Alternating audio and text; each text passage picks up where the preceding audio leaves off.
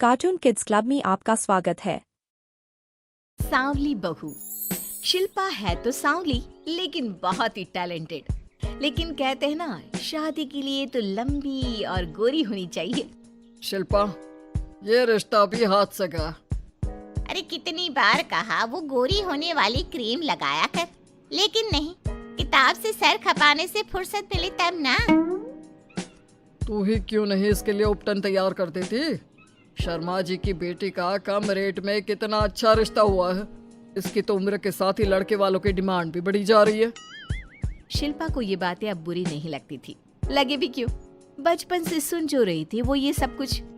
उसके लिए ये तो मात्र एक कान से सुनना और दूसरे कान से निकाल देने वाली बात थी। फिर एक रोज, पापा मेरी नौकरी लग गई है। वाह, अच्छा, कहाँ बेटा? न्यूज़ चैनल में पापा, खबरों को लिखना होगा।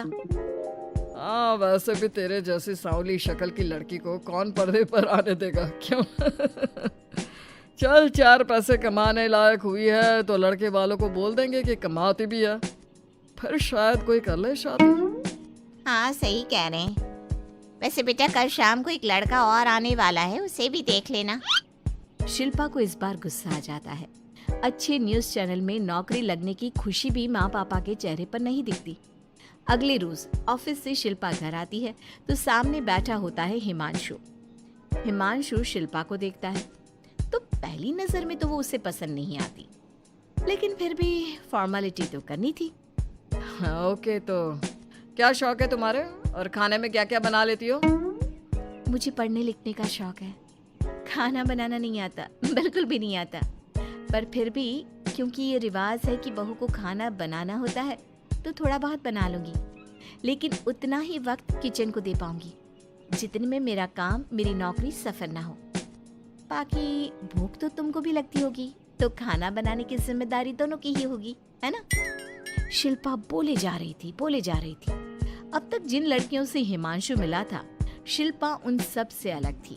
वो ऐसी ही तो लड़की चाहता था। शिल्पा से बात करने के बाद, ठीक है, फिर शादी 2 महीने बाद करेंगे।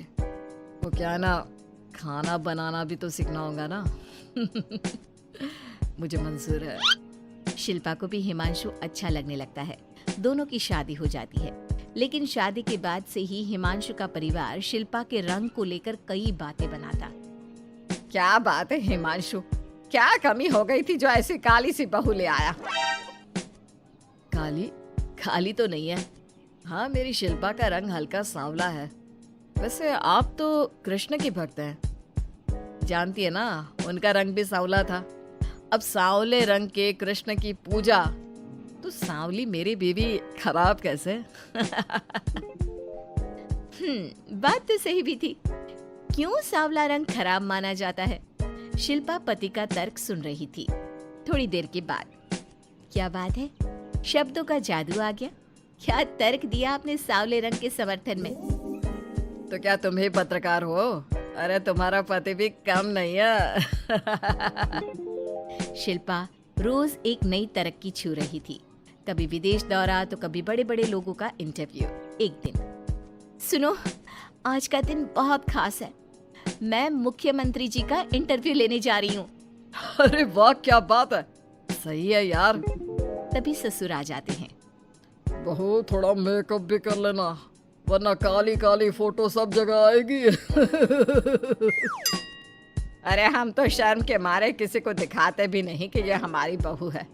न जाने क्या कमी थी। अरे वो शारदा दीदी की बहू देखो, कैसे मक्खन की तरह गोरी है। और नताशा, वो तो ऐसे लगता है जैसे भगवान ने दिल खोल कर रंग दिया है उसको। अरे माँ, आजकल रंग नहीं बुद्धि का जमाना है।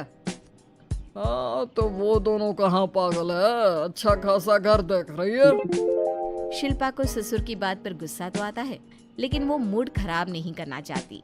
वो तो बस तैयारी करती है कि जल्दी से अच्छा सा मुख्यमंत्री का इंटरव्यू हो जाए और दुनिया देखे। होता भी यही है।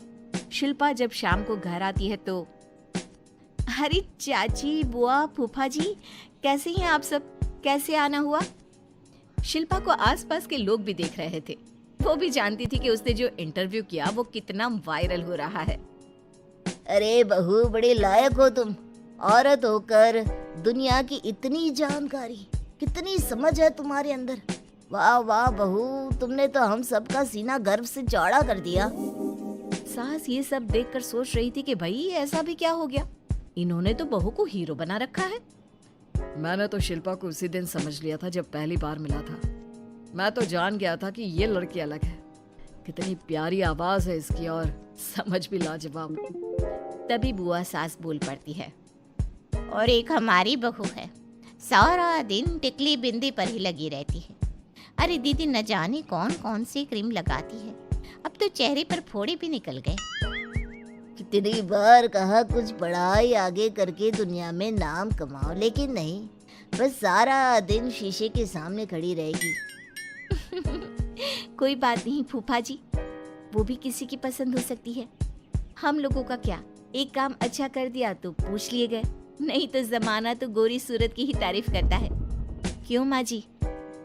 हाँ हाँ, वो क्या है ना, मैं जरा पानी लेकर आती हूँ, तू बैठ बहू। हाँ हाँ बहू, तू तो बैठ। वो क्या है ना, आज तो तुझसे बहुत सारी बातें करनी है। ये बता, कैसे दिखते हैं मुख्यमंत्री जी सामने से? जैसे टीवी में दिखते हैं वैसे ही दिखते हैं क्या? आए दिन लोग शिल्पा से मिलने आते, उसे अपने स्कूल या दूसरी जगह पर चीफ गेस्ट बनाते। ये सब देखकर पति तो खुश होता, लेकिन सुंदर बहू का सपना सास की आंख से उतर ही नहीं रहा था। फिर एक रोज, शिल्पा, पापा कहाँ है? माँ जमीन पर गिरी पड़ी है, वो बेहोश हो गई है। शिल्पा की सास को गंभीर बीमारी हो जाती है और फिर आप लोग अपनी माँ की किसी बात को मना ना करना, उनका दिल कमजोर हो चुका है। दिल में कोई बात लगेगी तो उनके हार्ट अटैक आने के चांसेस हैं, तो समझ रहे हैं ना। कुछ दिनों में ठीक होकर सास घर आ जाती है और फिर एक दिन, देख बेटा, मैं मरने से पहले एक सुंदर बहू का चेहरा देखना चाहती हूँ। अरे मैं नहीं चाहती कि तू इस काली कलूटी के साथ रहे, छोड़ दे इसे। अरे कल को तेरे बच्चे भी ऐसे काले पीले पैदा होंगे और फिर हमारा खानदान देखने लायक नहीं होगा। शिल्पा सुन रही थी, वो परेशान हो रही थी। वो सोचती है कि एक बार वो अपने पति से बात करके देखेगी। सुनिए ना, मुझे आपसे बात करनी है। मुझे भी शिल्पा, मैं माँ के बिना नहीं रह पाऊंगा, तुम समझ रही हो ना। शिल्पा को दुख होता है, लेकिन वो क्या करती। वो हिमांशु को तलाक देने का सोच लेती है और फिर शिल्पा, माँ की हालत फिर खराब हो रही है, क्या करूं? माँ को सबसे बड़े अस्पताल में भर्ती करना होगा। लेकिन वहां तो बेड के लिए बड़ी बड़ी सिफारिश करनी पड़ती है। हाय रे, मेरा मरना तय है, मैं मर न जाऊं, मुझे बचा ले बहू। शिल्पा को हैरानी होती है कि वो करे तो क्या करे। पर माँ जी, मैं कैसे? बेटा, मुख्यमंत्री जी से बात कर ले, उनसे बड़ी सिफारिश किसकी हो सकती है? तू बोलेगी तो शायद तेरी सास की जिंदगी बच जाएगी। शिल्पा सिफारिश से सास को बड़े अस्पताल में भर्ती करवा देती है, जहां लंबे समय बाद सास ठीक होती है। लेकिन इस बीच एक दिन भी शिल्पा उन्हें देखने नहीं जाती। सास जब घर आती है तो एक सुंदर सी लड़की उनका स्वागत करती है। ये कौन है और शिल्पा कहाँ है? मुझे तो मेरी बहू ही चाहिए। माँ, कैसी बात कर रही हो? तुम्ही ने कहा था ना कि शिल्पा काली है और तुम्हें काली बहू नहीं चाहिए। ये रीना है, तुम्हारी बहू। नहीं नहीं, मुझे माफ कर दो, मुझे तो मेरी शिल्पा बहू ही चाहिए। उसी के कारण आज मेरी जान बची है। मैं नहीं समझ पाई कि सुंदर शक्ल से ज्यादा सुंदर दिल और आचरण होना चाहिए।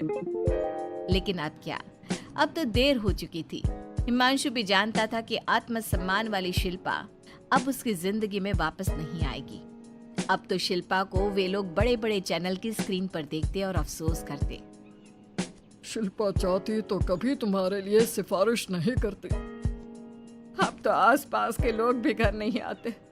लोगों को लगता है कि शिल्पा ने हम लोगों को छोड़ा क्योंकि हम उसके लायक नहीं थे। सही बोल रही है माँ, हम ही तो उसके लायक नहीं थे। शिल्पा जैसी समझदार, पढ़ी लिखी, दुनिया की समझ रखने वाली लड़की को मैंने छोड़ा, सिर्फ आपके कहने पर।